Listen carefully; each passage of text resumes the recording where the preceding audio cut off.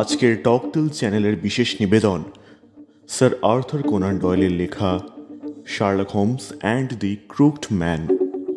Sherlock হোমসের চরিত্রে অন্বেষ দে, doctor ওয়াটসনের চরিত্রে সৌম্য এবং অন্যান্য পার্শ্ব চরিত্রে প্রতীক, শ্রাবস্তী, স্বস্তিক, শুভম, রাজদীপ এবং দেবাদ্রিতা। তাহলে আর দেরি কিসের, শুনে নেওয়া যাক আজকের গল্প।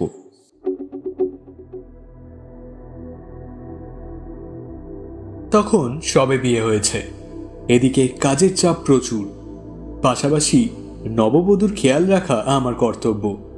সুতরাং দুই দিক থেকে ব্যস্ত হয়ে পড়লাম। ব্যস্ততার ফলে বেকার স্ট্রিটে যাওয়ার সুযোগ একেবারেই হয়নি। এদিকে হোমসেরও কোনো খবর নেই। প্রায় 1-1.5 মাস হয়ে গেল, কেউ কাউকে দেখতে পাইনি এবং কাজের ফাঁকে তার কথা ভুলে গেছিলাম বললেও খুব একটা ভুল হবে না। তবে আমরা দুজনে একে অপরের থেকে খুব একটা বেশি দূরে থাকতে পারি না। হঠাৎ করেই সেদিনকে আবির্ভাব হলো হোমসের। তখন গরমকাল, এদিকে রোগী দেখার চক্করে সারাদিন হাড় ভাঙা খাটুনি গিয়েছে, তাই বাড়ি ফিরে বেশ ক্লান্ত হয়ে পড়েছিলাম। হালকা ঘুম পাচ্ছিল, তবে সেটা অপেক্ষা করে একটু জেগে থাকার চেষ্টা করলাম। খাওয়া দাওয়ার পরে পাইপ খেতে খেতে উপন্যাস পড়ছি। স্ত্রী শুতে চলে গেছে, চাকর বাকরও বিদায় নিয়েছে। এমন সময় ঘন্টার ধ্বনি শুনলাম দরজার। ঘড়িতে তখন 12টা বাজতে 12 মিনিট বাকি। এত রাতে রোগী ছাড়া কেউ আসে না। সত্যি বলতে মনটা খিচড়ে গেল। সারাদিন ধকলের পর রাতটুকুও কি জিরোতে পারবো না? কিন্তু কর্তব্য আরামের চাইতেও বড়, তাই উঠে গিয়ে দরজা খুলে দিলাম। দরজা খুলেই আমি তাজ্জব বনে গেলাম। দেখলাম দোরগোড়ায় দাঁড়িয়ে শার্লক হোমস। আমাকে দেখেই সোল্লাসে বলে উঠল, ঠিক জানতাম রাত হলেও তোমাকে পাওয়া যাবে। হোমস যে এত রাতে, কি সৌভাগ্য, ভেতরে এসো। তাকে দেখে আমিও বেশ উচ্ছ্বসিত হয়ে পড়েছিলাম। তাকে ভেতরে আসতে বললাম। সোফায় বসেই স্বভাবসিদ্ধ ভঙ্গিতে বলল, আইবুড়ো সময়ের অভ্যেস দেখছি এখনো ছাড়তে পারোনি। আর্কিমিডিয়া মিক্সচার না হলে পাইপ খাওয়া হয় না। এই প্রশ্নটা করা আমার স্বভাবে দাঁড়িয়ে গেছে। তবু বললাম, কি করে বুঝলে? তোমার কোটের ছাইগুলো অকাট্য প্রমাণ, আর মিলিটারি ধরাচূড়াও এখনো ছাড়তে পারোনি, তাই আস্তিনে রুমাল গুঁজে রাখো এখনো। তার কথা শুনে আমি হেসে উঠলাম। সে আবার বলল, ব্রাদার, একটা অন্যায় আবদার করব, রাখতে পারবে? যদি সমস্যা হয় তাহলে কোনো অসুবিধে নেই। হোমস, এই কথা বলে তুমি আমাকে পর করে দিচ্ছ। তোমার কোনো আবদার আমি ফেলতে পারি? বলো বলো, কি বলবে? বলছি, তোমার বাড়িতে রাতটা আজকের জন্য থাকা যাবে? স্বচ্ছন্দে থাকা যাবে। আমার তো বেশ কয়েকটা ঘর ফাঁকাই পড়ে আছে। তবে রাতে চাকর বাকর নেই, একটু পরিষ্কার করে নিতে হবে ঘরটা। আরে আরে, অসংখ্য ধন্যবাদ, আমায় বাঁচালে ভাই। তবে তোমার স্ত্রীর কোনো অসুবিধা নেই তো? কেন হোমস, আবার এই কথা কেন? ও কিছুই মনে করবে না। আর এখন আমি আর সে ছাড়া বাড়িতে তো কেউই নেই। সে তো জানি। পুরুষ অন্যায় টুপির আলনায় টুপি ঝুলছে না যখন, তার মানে পুরুষ অতিথি বাড়িতে নেই। হোমস, তুমি থাকলে আমার ভালোই লাগবে। এছাড়া তুমি এখন বেশ কিছুদিন এখানেই থেকে যাও, আমার কোনো সমস্যা নেই। যাক, ঠাঁই তাহলে পাওয়া গেল। এবার প্রসঙ্গ পাল্টে গেল। বাড়িতে মিস্ত্রি এসেছিল মনে হচ্ছে। হ্যাঁ, ক্যাশ বিগড়েছিল। কি করে বুঝলে? এটাও বেশ সহজ। তোমার দামি কার্পেটে এই যে বুটের ছাপ রেখে গেছে। এবার একটু পাইপ খাওয়া যাক নাকি? আমি আর হোমস পাইপ ধরালাম। আর কিছু না বলে মুখোমুখি বসে নীরবে ধূমপান করতে লাগলো বন্ধুবর। আমিও কথা বললাম না। জরুরি দরকার না থাকলে এত রাতে বাড়িতে হানা দেওয়ার পাত্র সে নয়। সুতরাং ধৈর্য ধরতে হবে, একটু পরেই সব বলবে। তাই হলো। একটু পরেই আমার দিকে চেয়ে হঠাৎ বললে, তোমার পসার খুব জমেছে দেখছি। কি করে বুঝলে? তোমার জুতো দেখে দিব্যি ঝকঝক করছে। তার মানে খুব ঘোড়ার গাড়িতে চাপছো, হ্যাঁ? আমি তো জানি কাছাকাছি যেতে হলে হাঁটা পছন্দ করো তুমি, গাড়িতে চাপো না। চমৎকার। আসলে ডাক্তারের কাজ তো জানোই, কারুর পৌষ মাস তো কারুর সর্বনাশ। আপাতত তাই হচ্ছে। সে জানি, কিন্তু এই পর্যবেক্ষণ খুবই সামান্য ব্যাপার। নজরটা ঠিক মতো দিতে পারলে শ্রোতাকে এইভাবে বক্তার পক্ষে চমকে দেওয়াটা আশ্চর্য কিছু নয়। আসল জিনিসটা চোখ এড়িয়ে গেল এরকম ভাবেই। ব্রাদা, একই কথা প্রযোজ্য তোমার ওই গল্পগুলোর ক্ষেত্রেও। নিজের কায়দায় লিখতে গিয়ে সমস্যার গুরুত্বপূর্ণ বৈশিষ্ট্যগুলো থেকে বঞ্চিত করো পাঠককে। আরো ভালো করে লিখতে হবে বলছো? তো তোমার হাতে এখন কোনো কেস নেই? আছে আছে, একটু আগে যেটা বলছিলাম, এই মুহূর্তে আমার হাতে তেমনই একটা কেস এসেছে। বড় অদ্ভুত কেস, মাথা গুলিয়ে দিচ্ছে।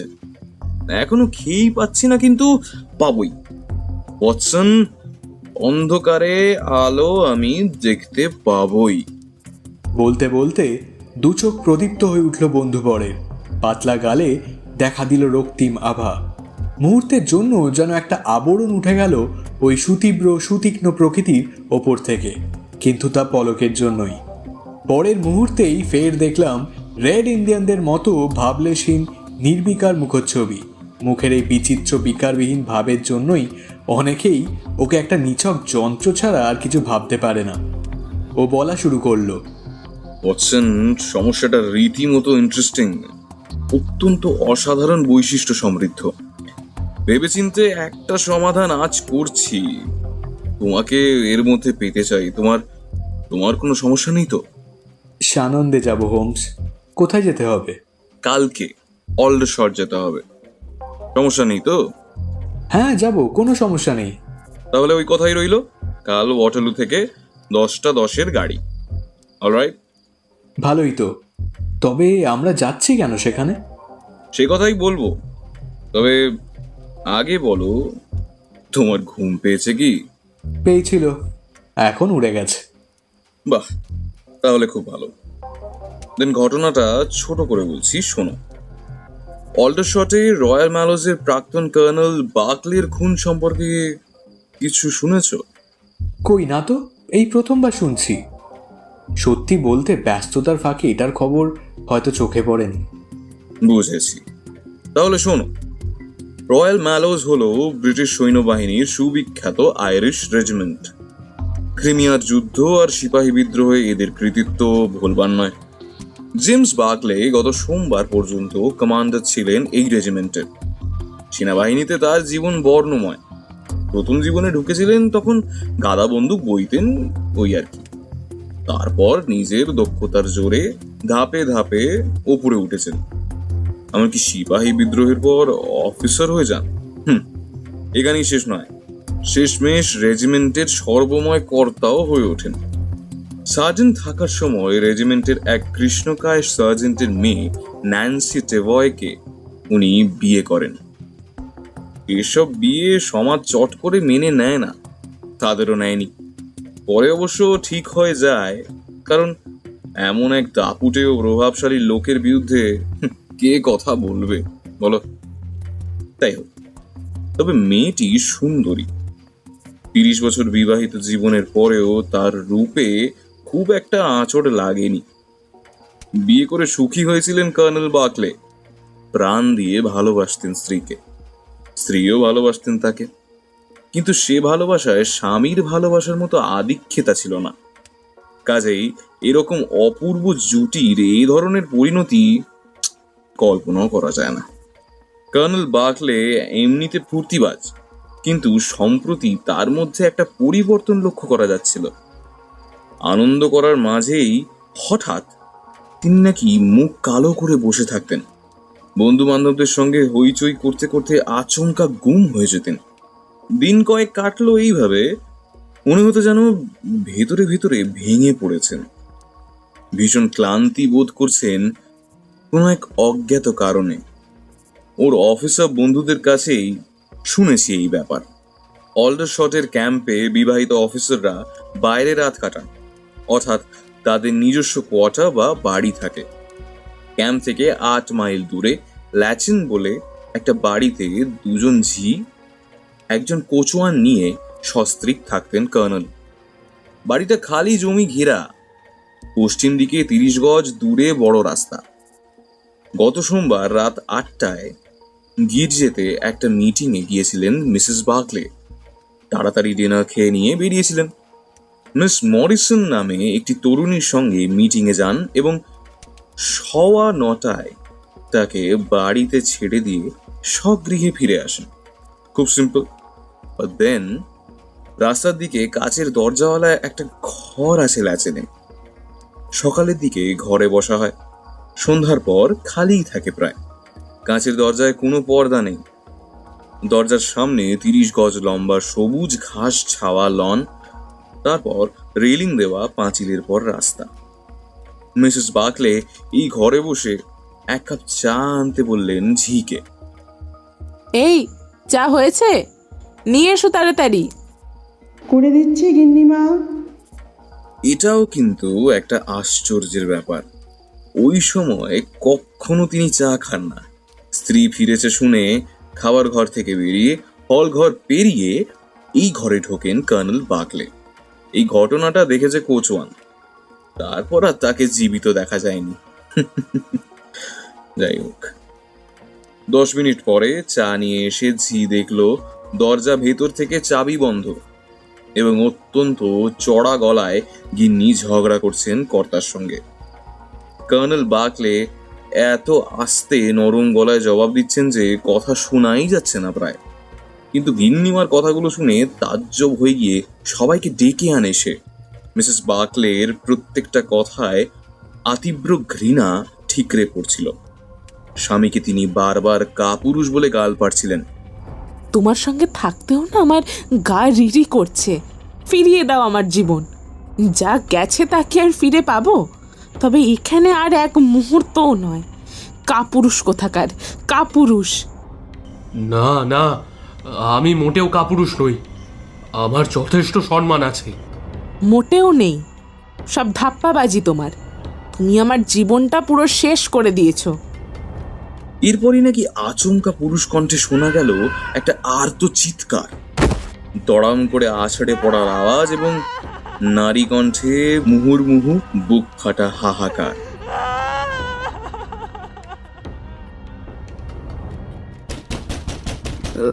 গিন্নিমা, গিন্নিমা, দরজা খোলো, কি হলো?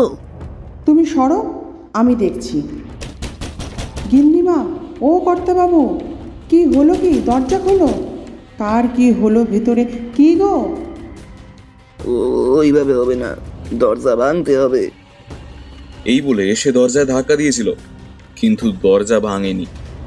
দরজা খুলতে গিয়ে ব্যর্থ হয়ে কোচওয়ান লনের দিক থেকে একটা খোলা জানলা গলে ঢুকে পড়ে ভেতরে। ঢুকে দেখে সোফায় জ্ঞান হারিয়ে পড়ে মিসেস বার্কলে, আর চেয়ারের হাতলে 2 পা রেখে ফায়ার প্লেসের ঝাঁঝরির উপর মুখ থুবড়ে পড়ে কর্নেল বার্কলে, প্রাণহীন। ঘরে রক্ত গঙ্গা বইছে। ভেতর থেকে দরজা খুলতে গিয়ে মুশকিলে পড়ল কোচওয়ান। দরজার চাবি কোথাও পাওয়া গেল না। কাজেই জানলা গলে বাইরে এসে ডেকে আনলো পুলিশ আর ডাক্তার। অজ্ঞান অবস্থায় মিসেস বার্কলেকে ঘরের বাইরে আনা হলো। এই অবস্থায় সন্দেহটা তার উপরই পড়ে এবং তার ব্যতিক্রম হলো না। দেখা গেল মাথার পেছনে 2 ইঞ্চি লম্বা একটা মারাত্মক চোট পেয়ে মারা গেছেন কর্নেল। একটা ভোঁতা ভারী অস্ত্র দিয়ে আঘাত হানা হয়েছে খুলিতে। অস্ত্রটাও পাওয়া গেল দেহের পাশে। অদ্ভুত হাতিয়ার, মানে একটা নিরেট গদা, হাতলটা হাড় দিয়ে বাঁধানো, বুঝলে? কাঠের উপর অদ্ভুত সব খোদাইয়ের কাজ। দেশ বিদেশে লড়াই করে নানা রকম বিচিত্র বস্তু সংগ্রহ করে এনেছিলেন কর্নেল। তো এই গদাটিও হয়তো তারই সংগ্রহ। অথচ চাকর বাকররা এই জিনিস আগে কখনো বাড়িতে দেখেননি। যাই হোক, চাবিটা শেষ পর্যন্ত পাওয়া গেল না। অলডারশট থেকে তালা মিস্ত্রি আনিয়ে দরজা খুলতে হলো। গত মঙ্গলবার পর্যন্ত এই হলো ঘটনা প্রবাহ। কর্নেলের বন্ধু মেজর মরফি আমাকে ধরে বেঁধে নিয়ে গেলেন অলডারশটের পুলিশকে সাহায্য করবার জন্য। যে ঝিটা গিন্নির ঝগড়া বাইরে থেকে শুনছিল, হ্যাঁ, তাকে জেরা করতে গিয়ে একটা আশ্চর্য খবর পেলাম। তুমি যখন ঘরে চা নিয়ে, তখন কি শুনেছ? প্রথমে তো শুনলাম ওরা চিৎকার করছে, সব কথা তো স্পষ্ট শোনা যায়নি, তবে একটা জিনিস শুনেছি, উনি কর্তাবাবুকে ডেভিড বলছিলেন বারবার। ডেভিড? কিন্তু তা তো জানি না, কর্তাবাবুর নাম তো জেমস বলেই জানি আমরা। আমি শুনে বললাম, ডেভিড? হঠাৎ এ নাম কেন? সেটাই হচ্ছে আসল রহস্য। ব্যাপারটা প্রণিধানযোগ্য। রহস্য সমাধানের প্রথম ধাপ এইটাই হওয়া উচিত। আরও একটা ব্যাপারে তাক লেগে গেছে চাকর বাকর এবং পুলিশ মহলের। কর্নেলের মুখের পরতে পরতে প্রকট হয়েছে বিষম আতঙ্ক। সেই আতঙ্কের ভাব এতটাই স্পষ্ট যে যে কেউ এক পলকে ধরে ফেলবে সেটা। দেখে মনে হয় মৃত্যুর পূর্ব মুহূর্তে যেন ভূত দেখে চমকে উঠে সিঁটিয়ে গিয়েছেন তিনি। পুলিশের বিশ্বাস, প্রাণাধিকা স্ত্রী গদা দিয়ে তাকে মারছে। ভয়ানক এই দৃশ্য দেখেই নাকি তিনি আঁতকে উঠেছিলেন। দুর্ভাগ্যবশত ভদ্র মহিলা নিজে এখনো ব্রেন ফিভারে আক্রান্ত। কোনো কথা তার মুখ থেকে শোনা যাচ্ছে না। সেটা কিছুটা হলেও হয়তো স্বাভাবিক। এবার আসি এসব ঘটনার আগের ঘটনায়। মিস মরিসন, ওই যে মিস মরিসন, নামটা এর আগেই বলেছি। মিসেস বার্কলের সঙ্গে মিস মরিসন ফিরছিলেন গির্জের মিটিং থেকে। হঠাৎ মিসেস বার্কলে কেন এত খাপ্পা হয়ে গেলেন, হ্যাঁ? এই প্রশ্নের কোনো সদুত্তর দিতে পারেননি মিস মরিসন, তবে কিছু তথ্য দিয়েছিলেন। মিসেস বার্কলে আপনার সঙ্গেই ছিলেন, তখন ওনার মধ্যে কোনো ক্ষোভের আভাস পেয়েছিলেন, মানে, বা এমন কিছু যদি হয়ে থাকে যেটা যেটার জন্য উনি রেগে যেতে পারেন? না, সেরকম তো কিছুই হয়নি, বেশ হাসি খুশিই ছিল। বাড়িতে গিয়ে কি যে হলো জানি না। আপনার ঠিক মনে আছে তো? আলবাত মনে আছে, আমি কিছুই ভুলি না। তবে একটা ঘটনা ঘটেছিল। সেটার প্রসঙ্গে যাওয়ার আগে আমি চাবি রহস্যে ফিরে আসি। এদিকে হারিয়ে যাওয়া চাবি যখন কোথাও পাওয়া গেল না, ধরে নিলাম বাইরের কেউ ঘরে ঢুকে চাবি নিয়ে পালিয়েছে।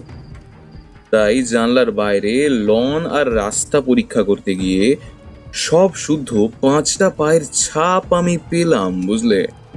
আততাই রাস্তা থেকে পাঁচিল টপকে লনে ঢুকেছে।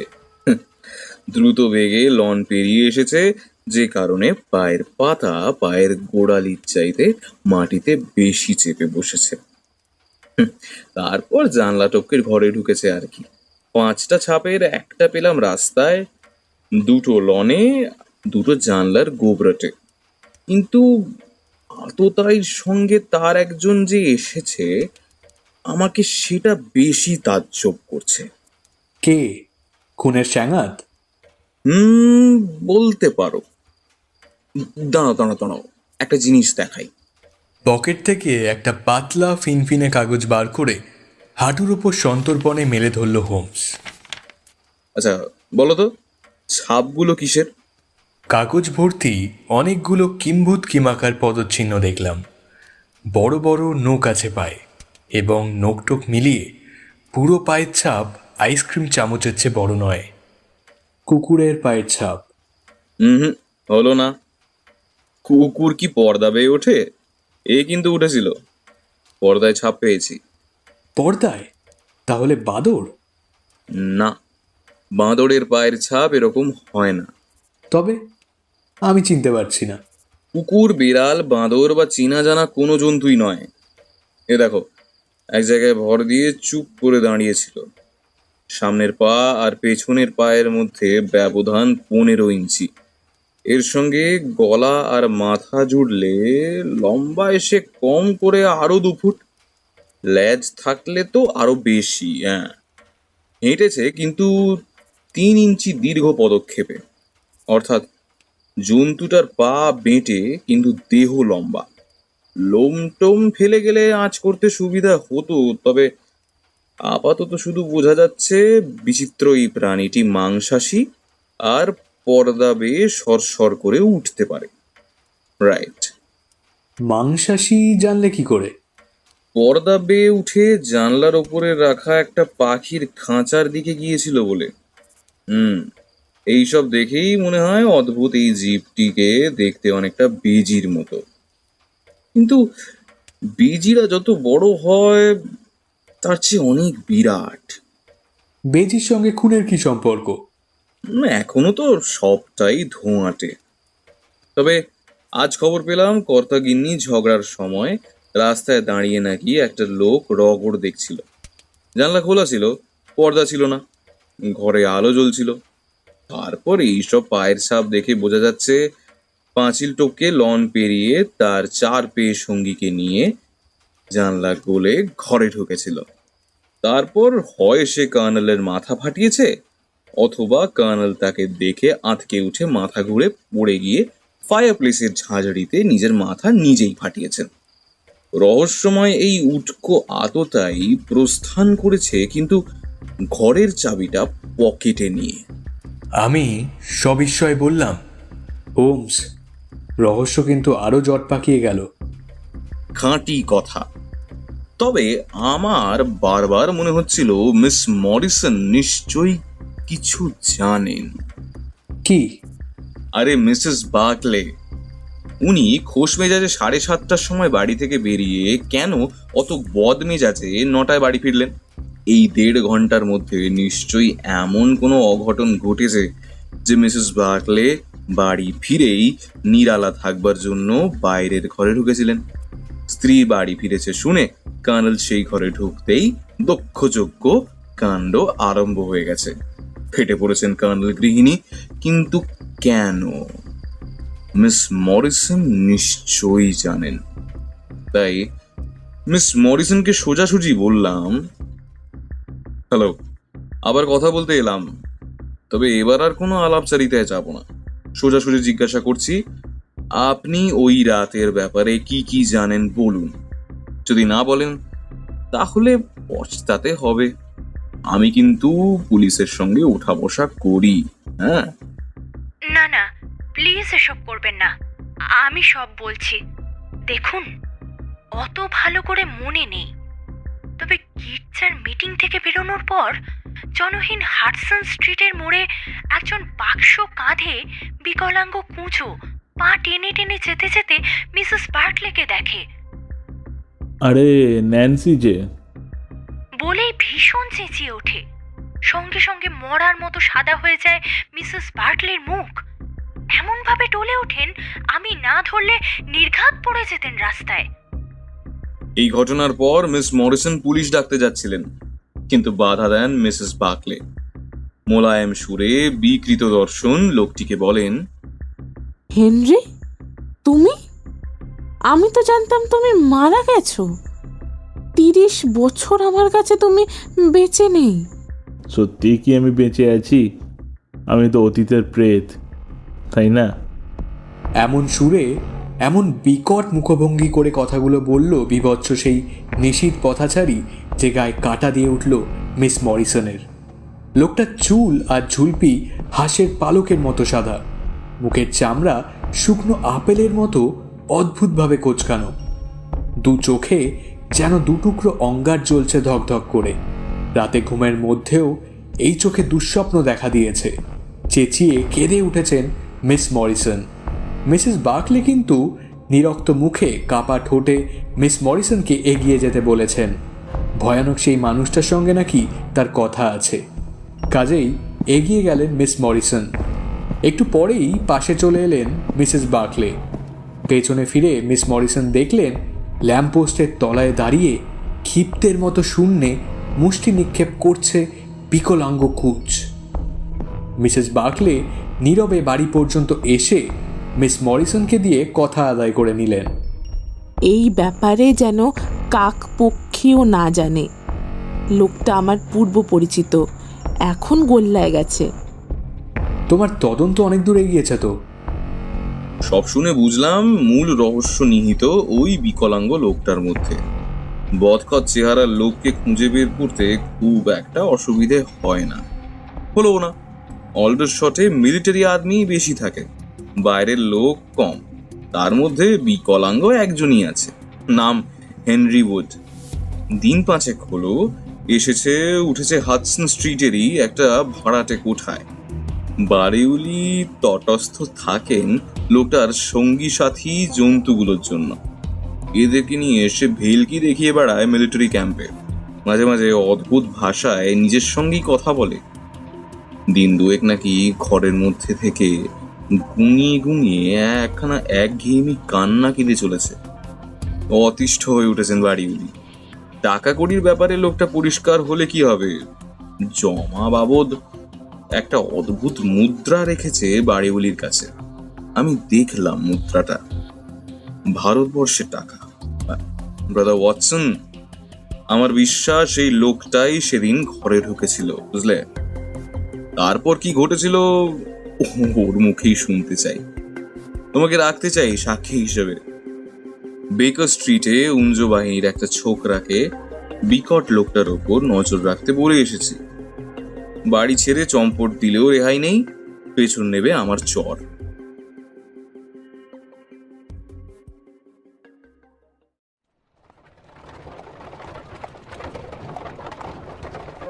অলডারশট পৌঁছানোর পরদিন দুপুরে হাডসন স্ট্রিটে যেতেই একটা উঁচু ছোকরা এসে ফিসফিস করে হোমসকে বলে গেল সব ঠিক আছে।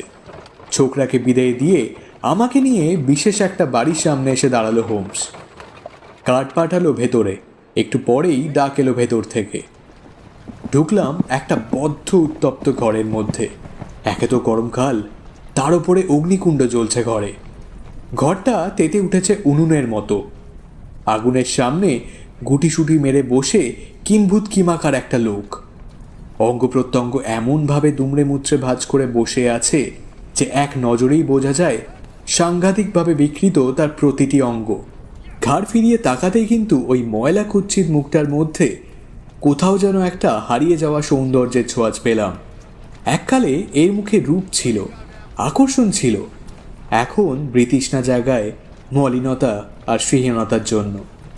লোকটা সন্দিগ্ধ আবিল চোখে আমাদের নিরীক্ষণ করে ইঙ্গিতে বসতে বলল দুটো চেয়ারে। হোমস প্রশান্ত কণ্ঠে বললে, মিস্টার হেনরি উড, আপনি এসেছেন ভারতবর্ষ থেকে, রাইট?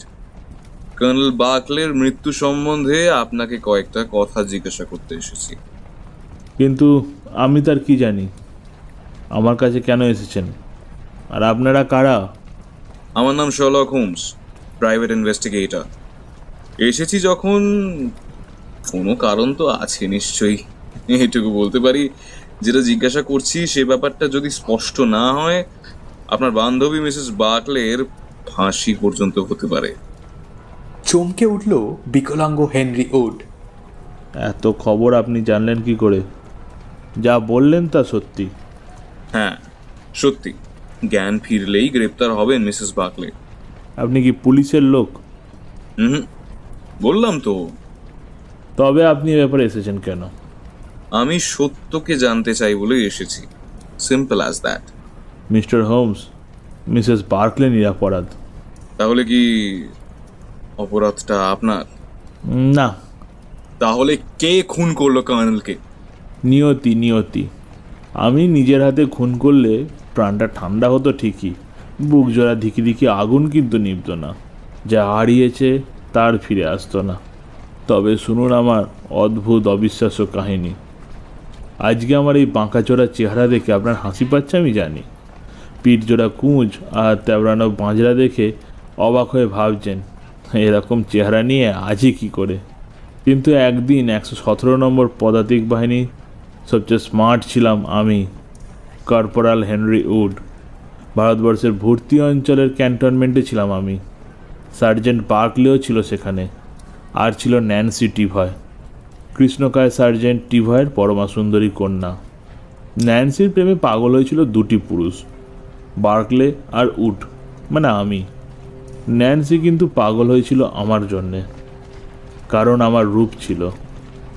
কিন্তু ন্যান্সির বাবার পছন্দ ছিল বার্কলেকে, কারণ তার ভবিষ্যৎ আছে। আমি নাকি একটা মাকাল ফল, হইচই করেই দিন কাটাই, ভবিষ্যৎ নিয়ে ভাবি না। ঠিক এই সময় শুরু হলো সিপাহী বিদ্রোহ। দেশজোড়া অরাজকতার মাঝে নির্বিচারে তুঙ্গে পৌঁছলো আমাদের প্রেম। তারপরেই 10,000 বিদ্রোহী ঘিরে ধরল আমাদের, বাচ্চা কাচ্চা মেয়েদের নিয়ে।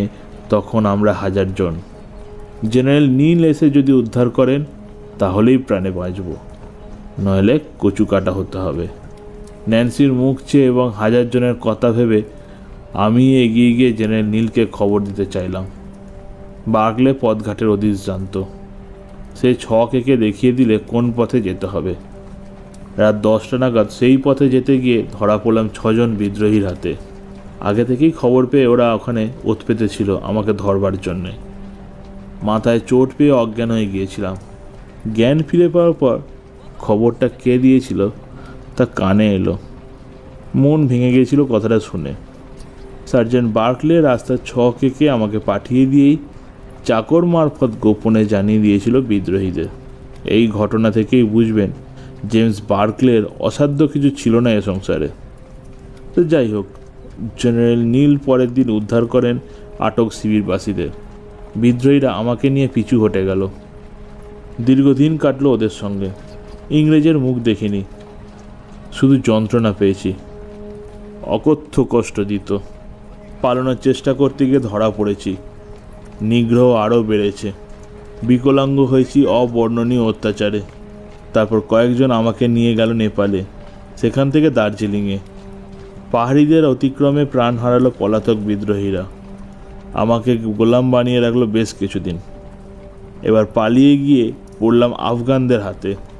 সেখান থেকে পাঞ্জাবে এসে অনেক রকম লাখভেলকি ম্যাজিক শিখলাম। ইংল্যান্ডে ফিরে পুরনো বন্ধুদের কাছে এই বিকট চেহারা দেখাতে মন চাইল না। ঠিক করলাম ন্যান্সি আর বন্ধুদের কাছে আমি বরং মৃত থাকি। ন্যান্সি যে বার্কলেকে বিয়ে করেছে এবং সুখে ঘরকন্যা করছে সে খবর পেয়েছিলাম। তা সত্ত্বেও অতীতকে খুঁচিয়ে জাগাতে চাইনি, ইংল্যান্ডে ফিরতেও চাইনি। কিন্তু বয়স বাড়ার সঙ্গে সঙ্গে দেশের মাটির প্রতি টানও বাড়ে। তাই একদিন ফিরলাম ইংল্যান্ডে।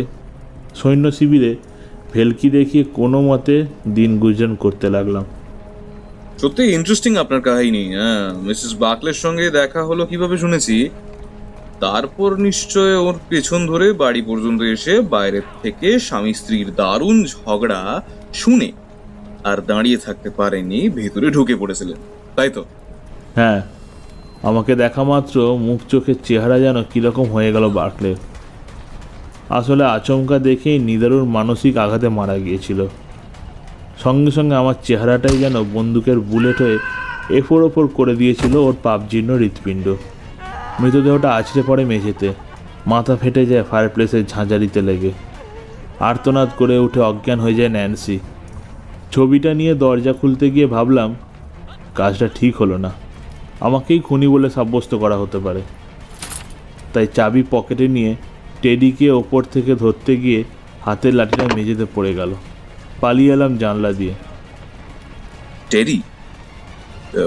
Teddy K? হেনরি উড হেট হয়ে একটা খাঁচার ডাকনি খুলে দিতেই ভেতর থেকে সরাত করে বেরিয়ে এলো হিলহিলে চেহারার একটা লালচে বাদামি লোমশ জীব, শক্ত বেটে পা, সরু লম্বা নাক, ঝিলঝিলে টুকটুকে চোখ। সবিস্ময়ে বললাম, আরে এ যে বেজি দেখছি। আজ্ঞে হ্যাঁ, একে দিয়েই সাপ ধরি আমি। আমার কাছে 20 দাঁত ভাঙা একটা সাপ আছে। ক্যান্টনমেন্টে রাত্রিরে যাই টেডিকে নিয়ে সাপ ধরার খেলা দেখাতে। আর কিছু জানবার থাকলে বলুন। মিস্টার হেনরি উড, অতীতকে বর্তমানে টেনে আনতে চাই না। মিসেস বার্কলে বিপদগ্রস্ত না হলে আপনাকে নিয়ে আর টানাটানি করব না। মহাপাপী জেমস বার্কলে 30 বছর ধরে অনুশোচনায় দগ্ধে মরেছেন তিল তিল করে। শেষে মৃত্যু হলো নাটকীয়ভাবে আপনার দর্শনের ফলে। অ্যামেজিং। যাই হোক, চললাম। উঠে পড়ল হোমস। রাস্তায় বেরিয়ে আসতেই দেখা হয়ে গেল মেজর মর্জির সঙ্গে। হোমসকে দেখেই ভদ্রলোক সোল্লাসে বললেন, এই যে খবর শুনেছেন, সবই তো পণ্ডশ্রম হলো। কি ব্যাপার বলুন তো? ডাক্তারের রিপোর্ট এসেছে, জেমস বার্কলে সন্ন্যাস রোগে মারা গেছেন। খুবই সোজা কেস। সোজাই বটে। ওয়াটসন, চলো, অলডোশটে আমাদের কাজ শেষ হয়েছে। স্টেশনের দিকে যেতে যেতে বন্ধুকে জিজ্ঞাসা করলাম, একজনের নাম জেমস, আরেকজনের হেনরি। ডেভিড তাহলে কে? মিসেস বার্কলে কাকে ডেভিড বলছিলেন? ব্রাদার ওয়াটসন, তুমি আমাকে যুক্তিবাদী বলে প্রচার করো। সত্যি যদি তাই হতাম, যুক্তি বুদ্ধি সত্যি যদি মগজে থাকতো, তবে শুধু ডেভিড নামটা শুনেই রহস্য সমাধান করতে পারতাম। ডেভিড বলে কাউকে ডাকা হয়নি, গালাগাল দেওয়া হয়েছে। Damn it! গালাগাল দেওয়া হয়েছে? ইউরিয়ার বাদসেবার গল্পটা মনে পড়ছে? আরে বাইবেলের কাহিনী। আমার জ্ঞান অতটা স্পষ্ট নয়, প্রথম কি দ্বিতীয় স্যামুয়েল খুলে ঝালিয়ে নিও। সার্জেন্ট জেমস বার্কলের মতোই গর্হিত কাজ করেছিলেন এই ডেভিড।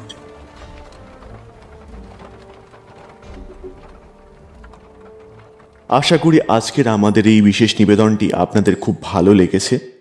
আপনারা যদি চান তাহলে আমরা এই রকম শার্লক হোমসের গল্প আরও আপনাদেরকে উপহার দিতে পারি।